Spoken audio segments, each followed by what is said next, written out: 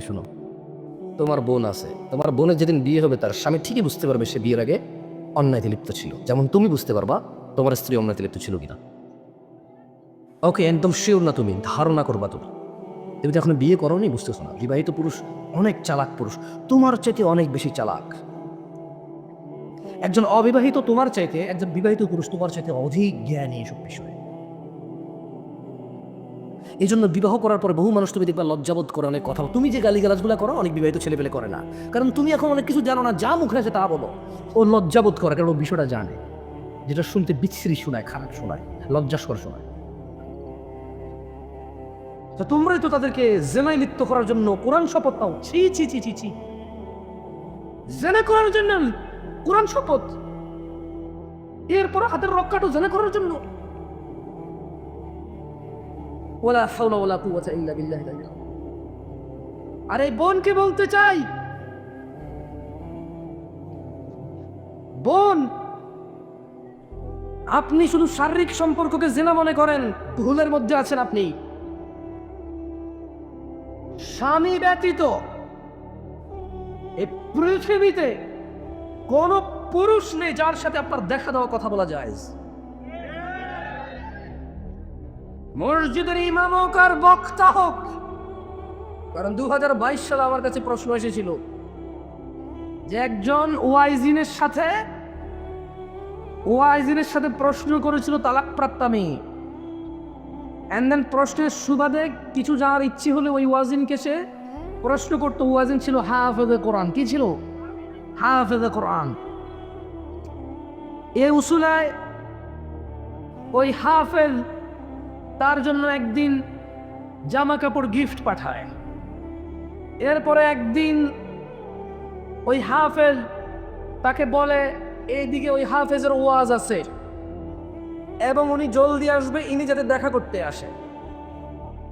মহিলা ডিভোর্সি ছিল, হুজুর মানুষ, মহিলা নিজেকে নিষ্পাপ করে আমাকে প্রশ্নটা করেছে, কিন্তু আমি জানি উনি কতটা ভালো, কারণ বিবাহিতা মহিলা মানে সে পুরুষ সম্পর্কে সব বিষয়ে সম্যক অবগত।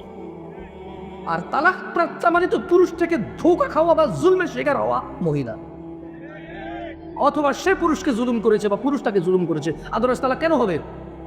তালাক কেন হবে আদারওয়াইজ? তার প্রশ্নটাই আপনাদেরকে নকল করে বলি, নিজে থেকে আন্দাজ করে না বলি, তার বিষয়ে জাজমেন্ট না করি। সে যেভাবে প্রশ্ন করেছে সেভাবে বলি। তো ওই হাফেজ এবং ওয়াইজিনের সাথে সে কোন এক পার্কে দেখা করতে যায়।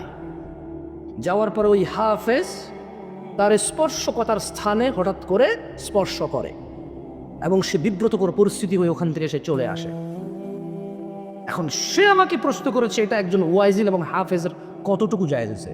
আমি বললাম যতটুকু আপনি পুরুষের সাথে দেখা করতে যাওয়া জায়েজ আছে অতটুকু জায়েজ আছে।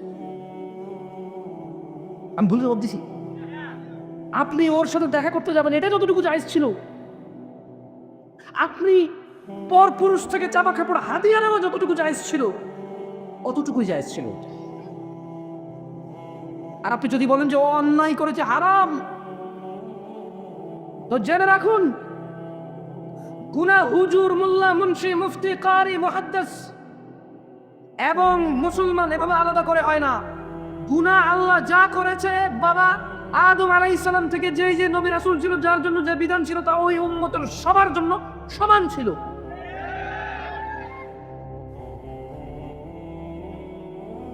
আমি বলতে চাচ্ছিলাম তোমাদেরকে যে বোন, মেয়েরা শুনছে কিনা আমি জানি না, এখানে বোনদের ব্যবস্থা আছে কিনা সেটাও জানি না, মনে হয় না আপনারা করেছেন। থাকলে আলাদা ক্যামেরা থাকে, ব্যবস্থা করতে পারেন বোনদের জন্য না? জায়গার সংকট, বুঝতে পারছি। জায়গা জমির দাম বাইরে গেছে, এই জন্য কেন আর ফ্রি রাখতেছে না, বাস্তবতা না? ভাই একটা জায়গার মধ্যে 3 কোটি টাকা খরচ করে বিল্ডিং করেন, ভাড়া পান 7,000 করে, আমি জানি না। কই বছর লাগবে এই বিল্ডিংয়ের ভাড়া উঠতে?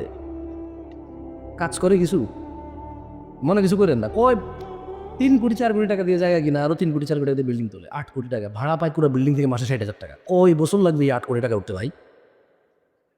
লা ইলাহা ইল্লাল্লাহ। আবার অন্যান্য মুসলিম ভাইদের কাছে দেখা যায় মানে পুঁজি নেই কিছু করা। একজনকে একবার সাহায্য করলে পরে ভাবলো যে তোরে তো হয় না রে ভাই, তোর আর কত করবো সাহায্য কর, খোঁটা দিয়ে দে মুখের উপর।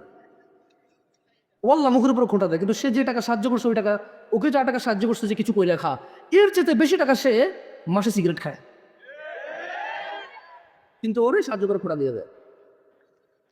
শোনো বোন আমার, যুবক ভাই আমার, তোমাদেরকে তোমাদের প্রবলেম বলে সলিউশন দেওয়ার জ্ঞান আমার নাই। আমি আগে থেকে সারেন্ডার, আত্মসমর্পণ করি তোমাদের কাছে। কারণ তোমরা ধর্ম শেখো সিনেমা নাটক থেকে। সিনেমার নায়ক এখানে আল্লাহ ঝুলায়, তুমিও ঝুলাও। সিনেমার নায়ক প্রেমিকাকে প্র্যাঙ্ক করে প্রস্তাব দিলেন, না মানলে মাজারে যাইয়া টুপি পইরা বলে আল্লাহ তোমার কাছে কোনোদিন কিছু চাইনি, এই প্রথম তারা চাইতেছি, তুমি দাও। তুমি ওগুলা তারা আমি ভাই লা হাওলা ওয়ালা কুওয়াতা ইল্লা বিল্লাহ। যে একটা প্রশ্ন করি আপনাদের, যদি আসমানিয়া বাজারের আজকের উপস্থিত আমার ভাইদের তর্কের খাতিরে আমি যদি বলি যে নেশা নেই, নেশা নেই, ধরে নিলাম আজকের উপস্থিত শ্রোতাবিন্দুদের মধ্যে যারা ধর্মপ্রাণ দিন প্রিয় মুসলিম, মোটামুটি 12-15 বছর বয়স থেকে 25 বছরের অনেক ভাইকে আমি দেখতে পাচ্ছি, আমি সবাইকে যদি বলি তর্কের খাতিরে নেশা, আসমানিয়া বাজারের আজকের এই উপস্থিত জনতা নেশার সাথে জড়িত না।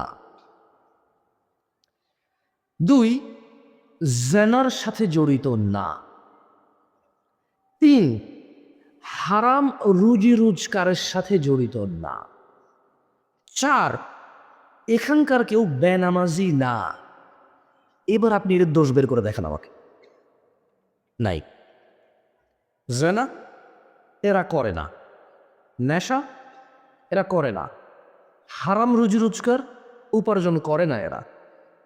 যে কোনোভাবেই হোক এরা দিনে 5 ওয়াক্ত 17 রাকাত নামাজ পড়েই পড়ে। এইবার আপনি এই ছেলের দোষ বের করে দেখেন আমাকে। এবারে আসেন ভিন্নভাবে, আসমানিয়া বাজারের আজকের দিনে উপস্থিত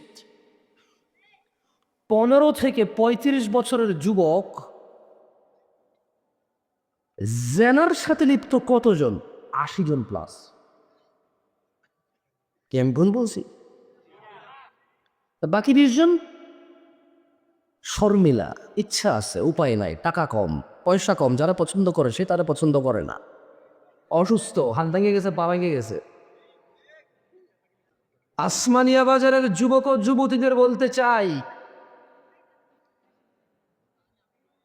আল্লাহ নবী সাল্লাল্লাহু আলাইহি ওয়াসাল্লাম বলেছে, বাদাল ইসলামু গরিবা,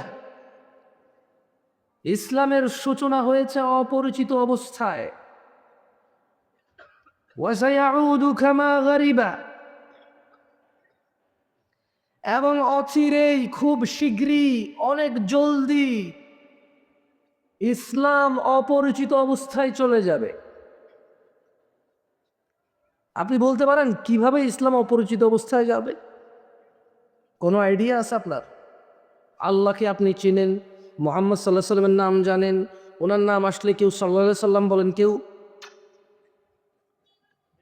করেন, তাহলে ইসলাম কেমনে অপরিচিত হবে? কেউ আজানের আগে আসসালাতু আসসালামু আলাইকা ইয়া রাসূলুল্লাহ বলেন, দুরূদ পড়েন, তারপরে আজান দেন। অধিকাংশ আলেম ওলামা তো ওয়াজ